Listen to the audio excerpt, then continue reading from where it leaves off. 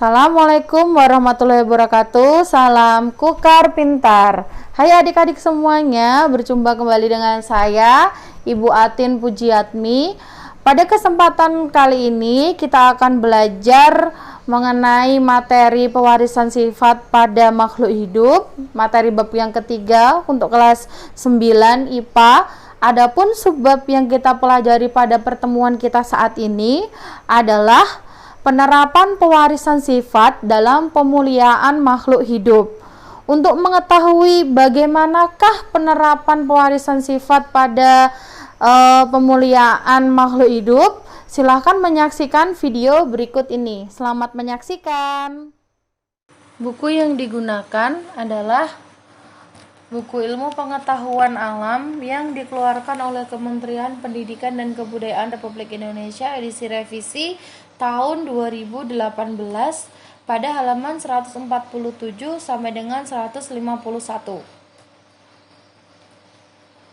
Adapun tujuan pembelajaran kita yaitu menjelaskan manfaat pewarisan sifat bagi makhluk hidup, kemudian menerapkan konsep pewarisan sifat untuk pemuliaan dan kelangsungan hewan dan tanaman, menganalisis contoh persilangan dengan dua sifat beda, melakukan penelusuran informasi tentang pemuliaan tanaman dan juga hewan, menyusun sajian PowerPoint hasil penelusuran informasi pemuliaan tanaman dan juga hewan, mempresentasikan sajian PowerPoint tentang hewan dan tanaman hasil pemuliaan. Oke, silakan kalian perhatikan video berikut ya. Pemirsa, pangan sering menjadi permasalahan di berbagai belahan dunia. Pertumbuhan penduduk yang sangat cepat dinilai sebagai salah satu faktor yang menjadi tantangan dalam menciptakan kestabilan pangan. Pada ranah global, ada sejumlah permasalahan terkait pangan yang kerap menjadi pembahasan. Di antaranya mengenai keamanan pangan suatu negara, kualitas pangan, dan food waste atau makanan yang terbuang. Menciptakan budaya pola makan yang aman dan sehat serta upaya produksi yang berkelanjutan menjadi salah satu fokus dalam Forum Pangan Asia Pasifik yang diselenggarakan untuk pertama kalinya di Indonesia. The public, we as consumers tend to be very confused what to eat because we are getting different messages from different sources. So for healthy and sustainable food to be accessible, affordable and attractive to everyone everywhere, we need these types of collaborations that Ibu Nila now has initiated. Sejumlah pihak termasuk swasta dan korporasi dituntut untuk mampu memberikan kontribusi bagi kestabilan pangan dunia.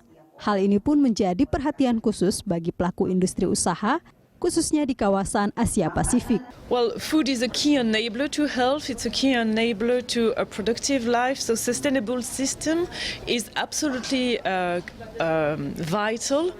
And sustainable food system can also be a strong enabler for small farmers. So we see food and food system as a crossroad of all major issues in a country. Eat Asia Pacific Food Forum atau Forum Pangan Asia Pasifik merupakan inisiatif pemerintah Indonesia, khususnya Kementerian Kesehatan untuk melakukan terobosan dalam sistem pangan berkelanjutan bekerja sama dengan Eat Foundation. Forum ini pertama kali diadakan di Indonesia, tapi secara global Eat Foundation telah 4 kali mengadakan forum serupa dengan menggunakan nama Stockholm Food Forum dan didukung pemerintah Norwegia. Tim Liputan, Berita 1, Jakarta. Oke, apa yang bisa kalian tangkap dari video yang tadi telah kalian saksikan? Dari video tadi bahwasanya bahan pangan merupakan isu yang sangat penting di dunia saat ini, sehingga setiap lini masyarakat harus berperan aktif dalam menjaga kestabilan pangan dunia. Oke, materi kita tadi yaitu pewarisan sifat dalam pemuliaan tanaman pangan. Salah satu contohnya tanaman hasil pemuliaan dengan menggunakan prinsip pewarisan sifat adalah tanaman jenis padi hibrida. Nah, tanaman ini memiliki keunggulan antara lain lebih cepat dipanen, kemudian lebih tahan terhadap lahan yang kering, kemudian hasil pun lebih pulen, nasinya pun lebih pulen dan juga wangi, kemudian menghasilkan beras 30% lebih banyak. Nah, ini bisa salah satu untuk menjawab tadi pernyataan yang ada di video tadi, bahwa karena dia bisa menghasilkannya lebih cepat, kemudian bisa menghasilkannya juga lebih banyak, maka otomatis kebutuhan pangan dunia pun bisa sedikit tercukupi lah, bisa terjaga kestabilan suplai pangan dunia seperti itu. Kemudian yang kedua, contoh yang kedua yaitu adalah jagung hibrida. Nah, jagung ini memiliki keunggulan, dia tidak mudah busuk, kemudian perakarannya juga kuat, tahan terhadap penyakit, hasil panennya pun tinggi, dan juga biji jagung ini bentuknya seperti mutiara dan juga warnanya kuning kayak gitu, bisa supaya lebih bisa menarik kayak gitu ya. Nah, tadi untuk yang tumbuhan, sedangkan untuk yang hewan contohnya adalah ini, ayam Plymouth Rock putih. Ini adalah dia tadi ya, dari pemuliaan juga, dari pemuliaan berdasarkan pewarisan sifat kayak gitu, mengambil sifat-sifat yang istimewa dari induknya kayak gitu, digabungkan jadilah ini tanaman Plymouth Rock putih. Nah, di sini dia memiliki keunggulan, dagingnya yang lezat, kemudian mampu menghasilkan telurnya juga dengan baik, kemudian tubuhnya besar dan juga memiliki bulu putih keabuan. Nah, ini kalian bisa mengerjakan. Ini adalah ada contoh lembar kerja peserta didik untuk menyilangkan sifat-sifat tanaman yang nantinya bisa dijadikan bibit unggul seperti itu. Kemudian tadi Ibu sudah contohkan beberapa tumbuhan dari hasil pemuliaan dan juga hewan yang merupakan hasil pemuliaan juga.